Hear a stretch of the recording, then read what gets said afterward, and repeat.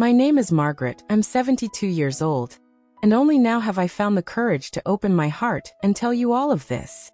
It took me a while, but I've reached a point in my life where I realized that my story could be an important warning to other women like me, women who have spent their entire lives taking care of their families, giving up everything for their children, thinking they would be safe when old age arrived.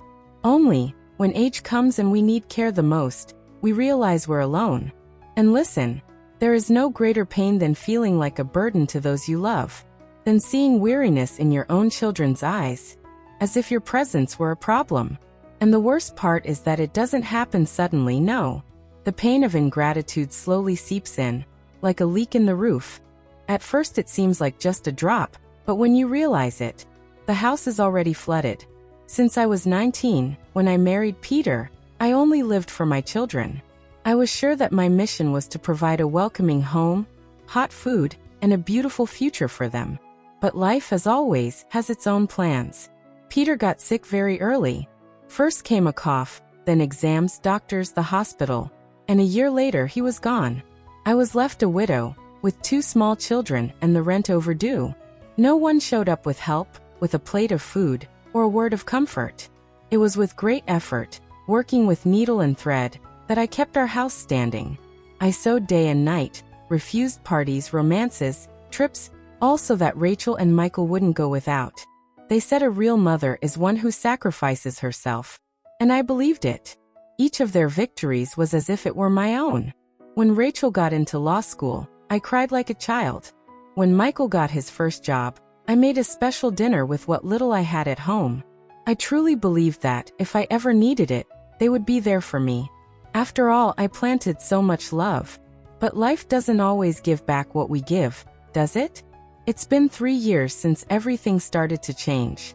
At first it was subtle, almost invisible. A sharp response here, a postponed visit there. I thought it was just a phase, something temporary. But it wasn't. That was the beginning of my greatest challenge, the loneliness of old age. But no one prepares us for that. And that's why I'm here telling you this, because maybe someone who is listening to me now still has time to change the course of their own story. Looking back, I sometimes can't even believe the strength I had. At 13, I was already working with my mother, helping with sewing so we wouldn't go hungry.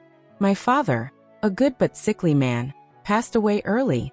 So from a young age, I knew what it meant to carry responsibility on my shoulders. When I met Peter, I thought I would finally have someone to share life's burdens with. He was honest, kind, treated me with respect. We married quickly, and soon after, our daughter Rachel was born. Then came Michael, my youngest. Those first years were the sweetest of my life. Seeing those little hands calling me mommy was all I needed to get out of bed, even when I was exhausted. But as always, life tests you. Peter got sick. First the mild signs, then the worst ones. And a year later, there I was, alone with 2 children and a pile of overdue bills. Cry. There wasn't time. The children needed to eat, study, live. That's when I completely immersed myself in sewing. I took jobs from the neighbors, hemming pants, adjusting dresses, sewing curtains, all to keep our house alive. I sewed late into the night, my friend, while everyone else was asleep. The sound of the machine was my only company. In the next room, my children slept peacefully, unaware of how much that woman there was striving.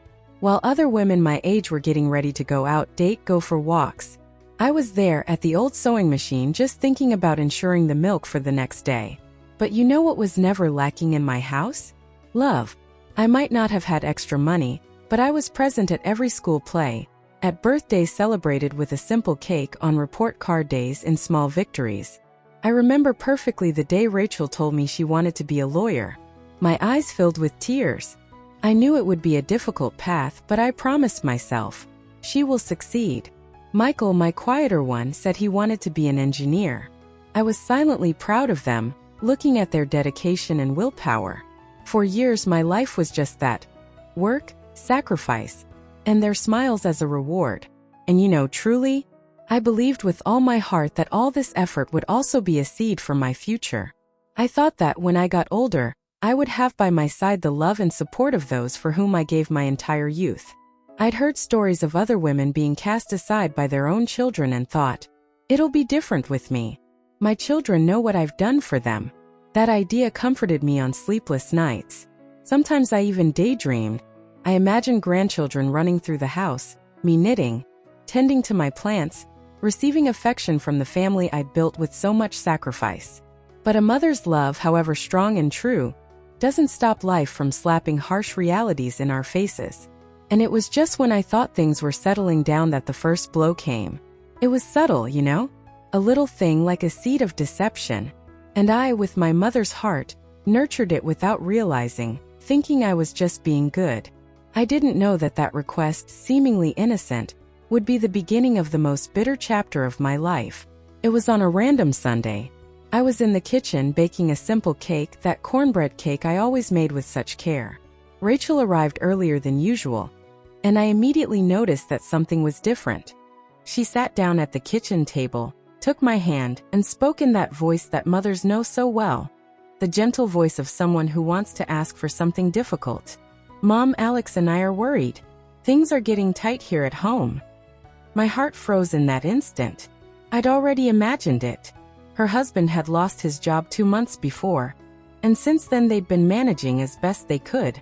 Rachel, you've always managed to overcome things. You'll make it work again. I tried to encourage her, but then she said something that broke me down inside. Mom, you're alone in that huge house. We've been thinking, what if you sold the house and came to live with us? We'd split the expenses, help each other out. You'd have company, and I could count on someone trustworthy with the children until Alex gets back to work. At that moment, my head felt like a whirlwind. On the one hand, just thinking about giving up my house, it pained my chest. That house was so much more than bricks. It was the place where I raised my children, where I cried, laughed, struggled. Every corner held a memory. On the other hand, my daughter there, distressed, with her eyes full of hope. How could I say no? Think about it, Mom, it would only be for a while.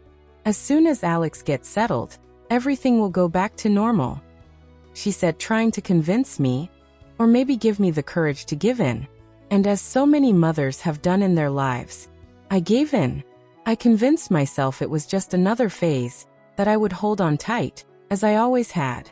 And I accepted it.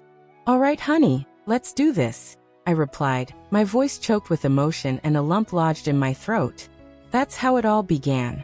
In the days that followed, we started the process. I announced the sale of my house, and every detail of it pained me like a farewell. Each curtain, each painting, each little piece of furniture seemed to stare at me, as if asking, why are you leaving us behind?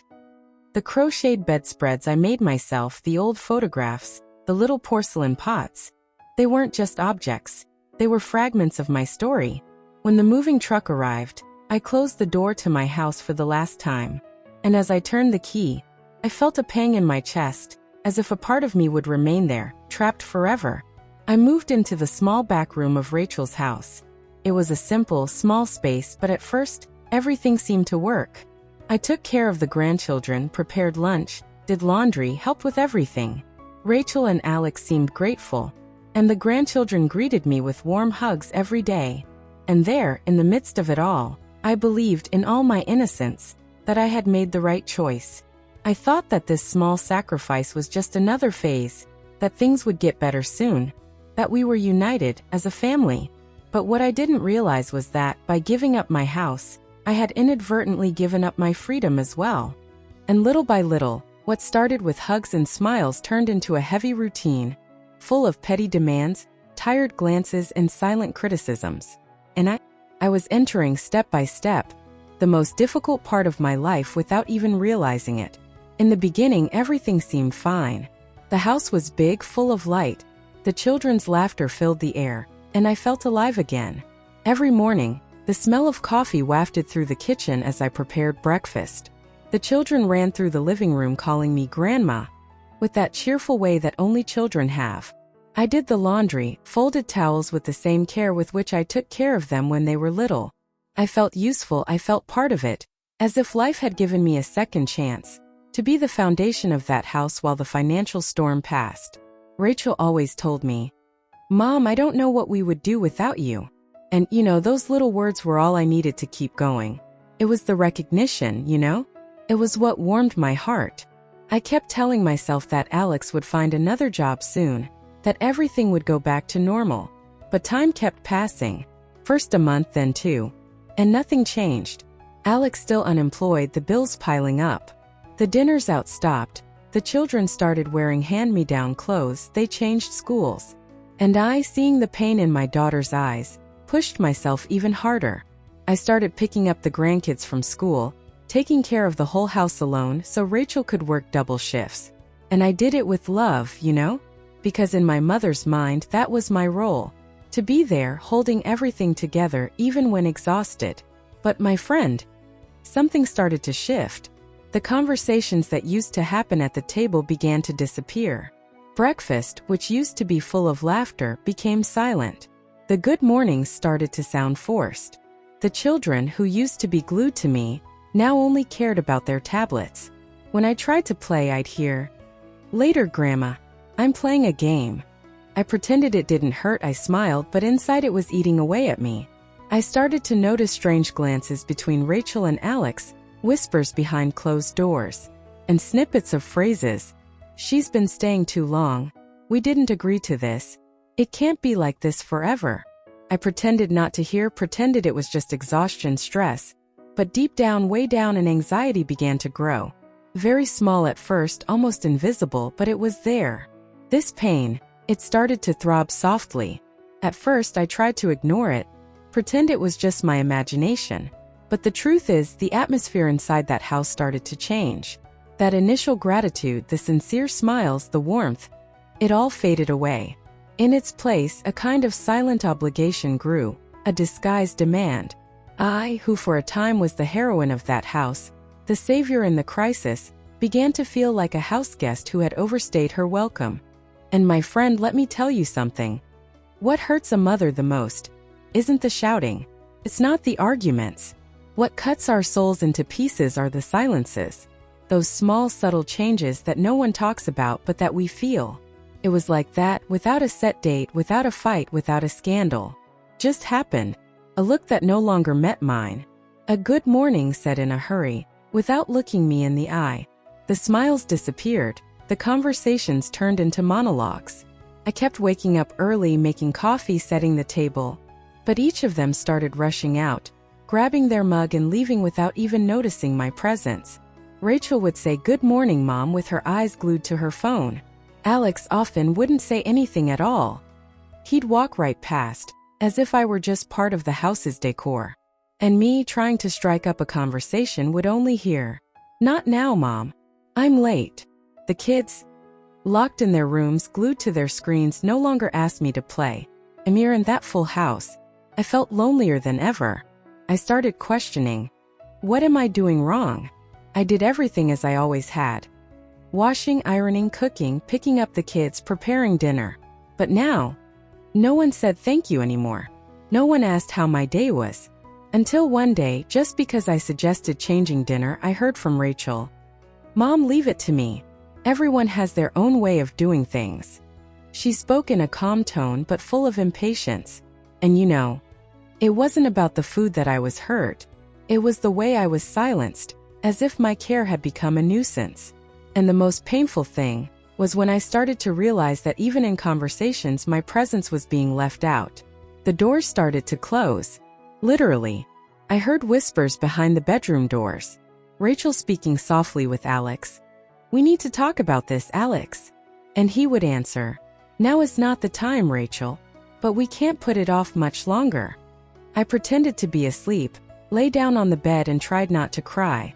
I told myself, it's just stress. They're tired. It will pass. But inside me, that little twinge of pain turned into a weight. The changes continued. Family outings were dwindling. Sundays, which used to be ours, started being at my in-laws' house. When I asked, "What about lunch tomorrow, honey?" she would answer, "Oh, Mom, tomorrow we're having lunch with Alex's family, just something quick. Okay?" And I understood. Yes, I understood, my friend. I understood that, little by little, I was becoming an invisible burden. That help that was supposed to be temporary was turning into a load. And the worst part? No one said anything. The silence was the worst part. A silence that screamed. But no one heard. And me, who sold my house, who left behind my whole life to help my daughter, began to realize that maybe my biggest mistake was believing that a mother's love in itself would guarantee eternal respect. But there was still more to come. I never imagined it was possible to feel such profound loneliness within a house full of people. But, my friend, the most cruel loneliness is the kind where you're present, yet it's as if you don't exist. The days drifted by, but I was no longer a part of them. The conversations continued, only without me. Decisions began to be made without my input. It was as if I still lived in that house, but only physically. In their hearts, I was no longer included. I realized that little by little I was being pushed into a corner, not of the room but of their lives. I began to withdraw. I still woke up early as I always had, but now I made coffee only for myself. I left the table set out of habit, but no one sat with me anymore. Alex left early to do odd jobs. Rachel rushed off to the office. The children flew out the door to school. And when the door closed, silence filled the house. I wandered through the rooms, tidying what was already clean, folding what was already folded, trying to fill the void that grew inside me. The hours dragged on.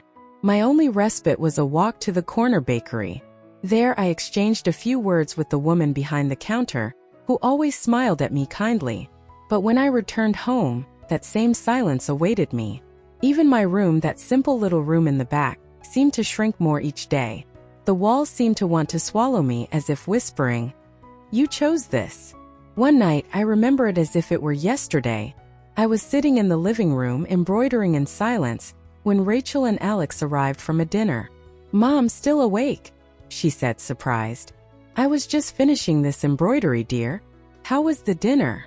She replied quickly, "Everything's fine, Mom," already taking off her shoes, wanting to end the subject. And there, at that moment, I realized that dinner wasn't just theirs by chance. It wasn't that I couldn't go. It's that they simply didn't think of me. As if I were no longer part of the core group. I was becoming an accessory, a shadow in that house. Even the grandchildren changed. Before, when they arrived from school, they would run to show me their drawings, their little projects, they would tell me everything. Now they went straight to their rooms. Doors closed, cell phones in hand. And when I tried to strike up a conversation, I always heard the same thing. "Later, Grandma. Later." And that later never came.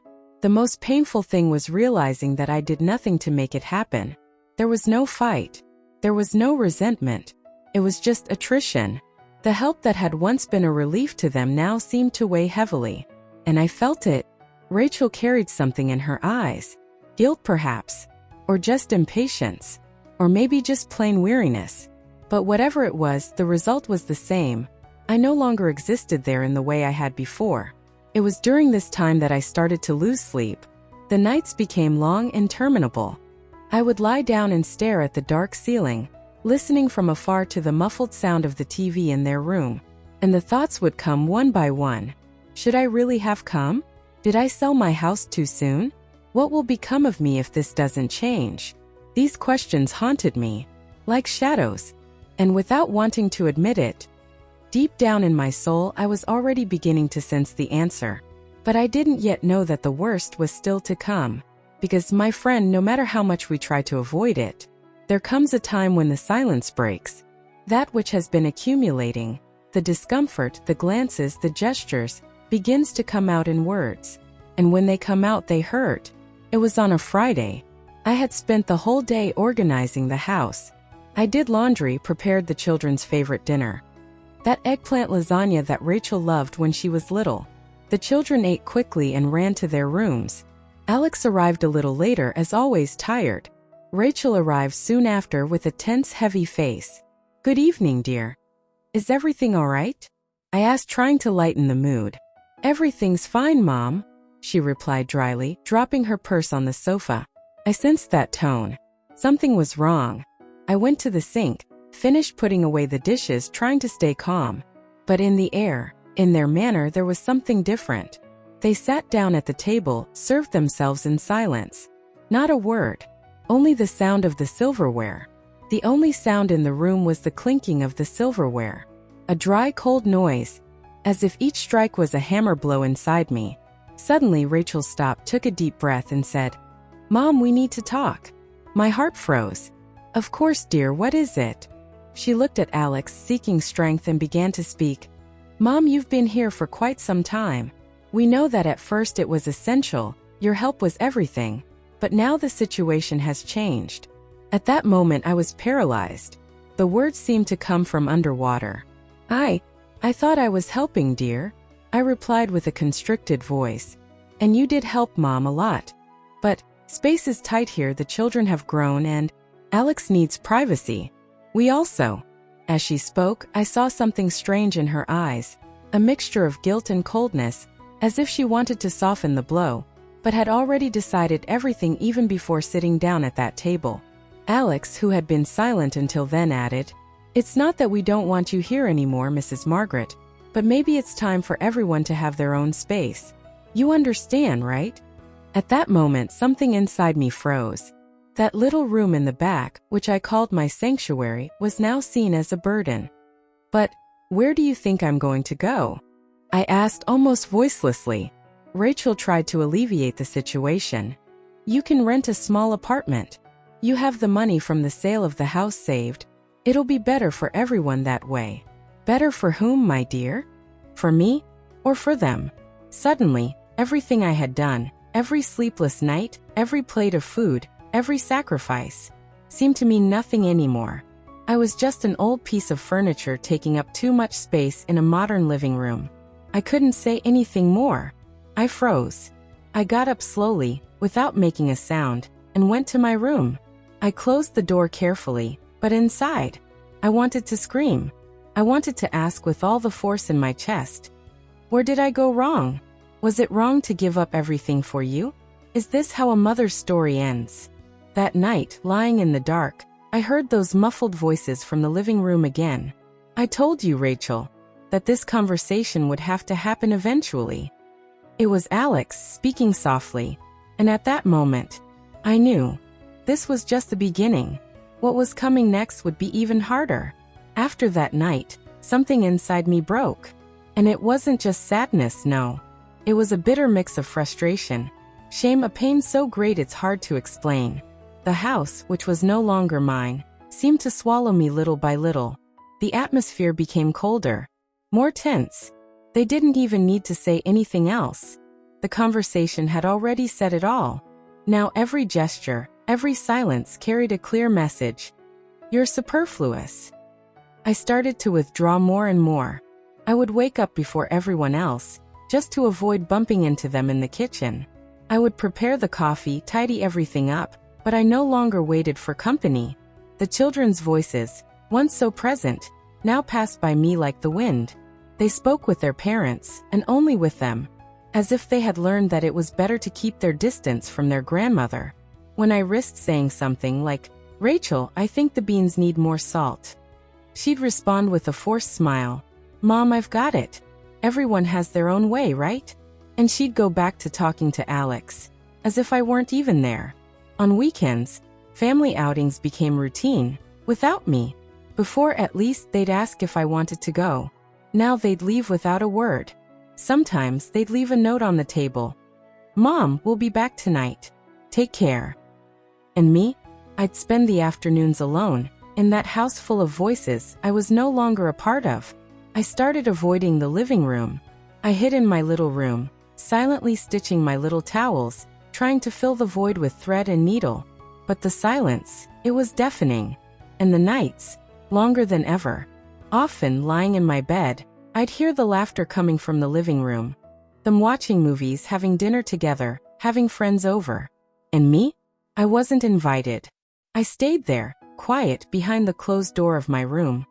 The one that once seemed like a refuge, but now felt more like a constant reminder of how excluded I was. And my friend, I relearned what loneliness is. But it wasn't the kind of loneliness of someone who is physically alone. It was the pain of knowing that your presence, once so desired, was now merely tolerated. As if they were waiting for the right time to say, "Enough is enough." I started to doubt myself. Am I the problem? Am I getting in the way without realizing it? Has getting older turned me into an uncomfortable presence? These questions ran through my head every day, as if it were all my fault. As if just the fact that I existed was too much.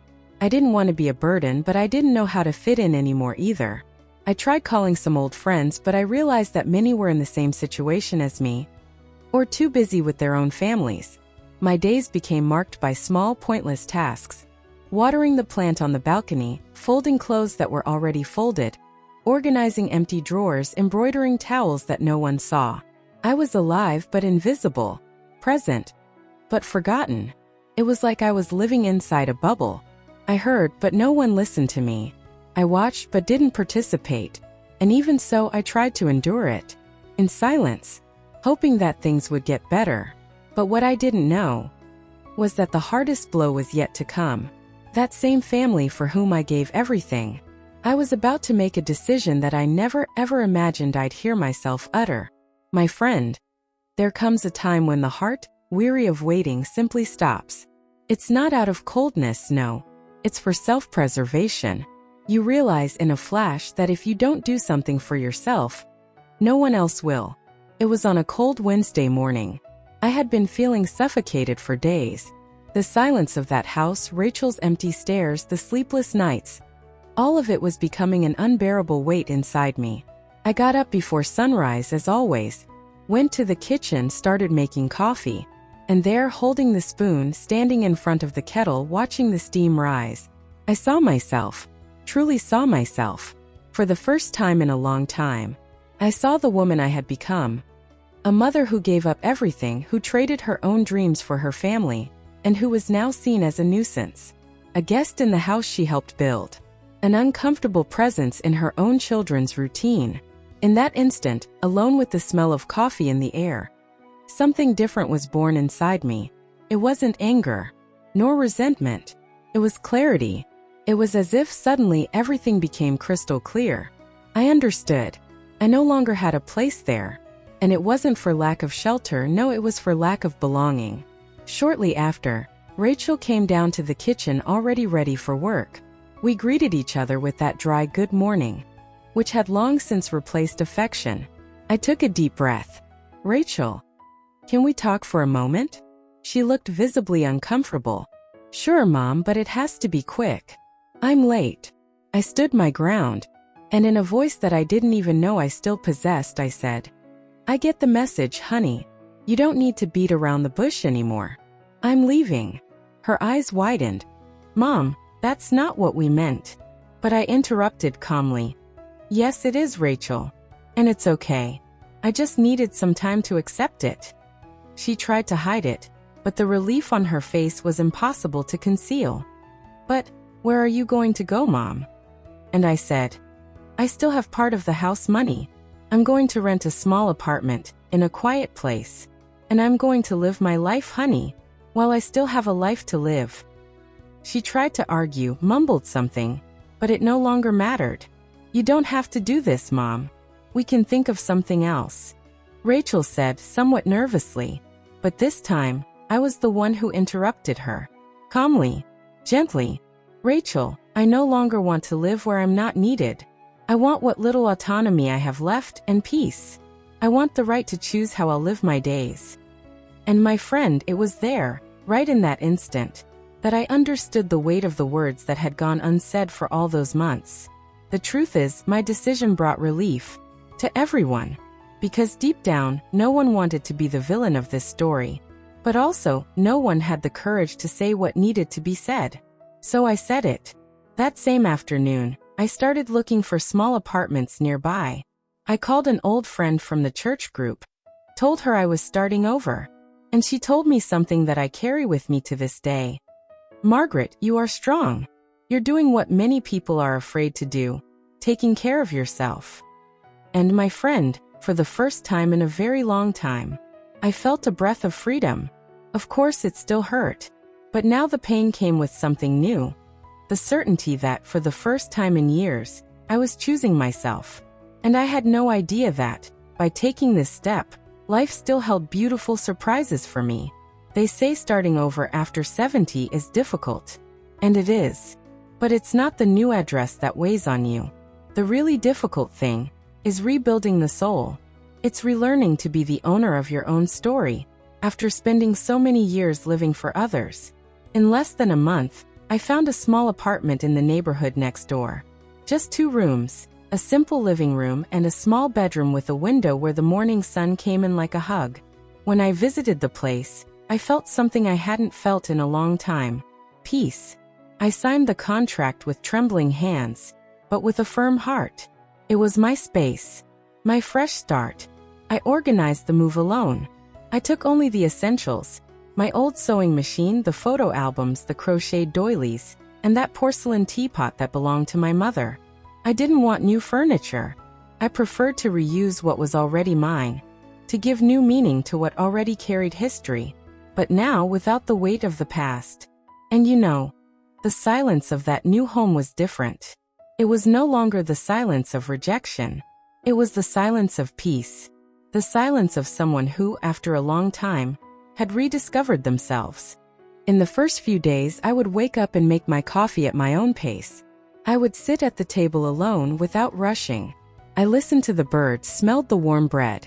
I began to rediscover small pleasures that had been kept away. I went back to the embroidery group at church and reconnected with old friends, each with their own pains and new beginnings. And I realized I wasn't alone. Many of us women my age go through this. The children grow up, the grandchildren are busy, and we need to find a new reason for our hearts to beat with joy. I also joined a reading group at the neighborhood library. There I met Dona Lucia, a 75-year-old woman, a widow like me. She became my companion on morning walks. And on those walks I rediscovered myself. The scent of the flowers on the sidewalks, the fresh air on my face, the sun warming my skin. Everything felt new again. Of course, sometimes I felt nostalgic. I missed the sound of the children's laughter, the family conversations, the Sunday lunches. But I learned to embrace that nostalgia without letting it dominate me. It was like an old friend who came to visit, but no longer controlled me. I kept in touch with Rachel. We talked on the phone, exchanged messages. The visits became less frequent but lighter. No demands, no obligación. And over time, even the grandchildren started visiting me again. But now of their own free will. Without pressure. Without forcing anything. And that's when I understood, my friend. Love, it didn't end. It just needed space to breathe. I finally learned that true love doesn't demand endless sacrifices. True love flourishes where there is respect, where boundaries are seen and honored, where there is freedom. Today, when I look at my life, I don't see myself as a victim. I see myself as strong. Because even after so much pain, I am still able to get up. I am still the master of my own destiny. And that's why I decided to tell my story here. Because perhaps some woman like me hearing these words now will find courage. Courage to get up. To understand that it's never, never too late to reclaim your own life. As I tell you all this, I want you to stop for a moment and look at yourself. How many times do we women put our dreams aside? How many times do we put the well-being of others above everything else, believing that this love, this sacrifice will one day come back to us? I believed that for decades. And you know, I don't regret having loved. I don't regret having cared, having given the best of myself to my children. A mother's love is pure. It's sincere, it's immeasurable. But there is a lesson that life taught me too late. To love does not mean to erase yourself. When we are young, we can handle it. Strength comes from our arms, from courage, from hope. But as time marches on, the body weakens, and yet the heart stubbornly insists on carrying everything.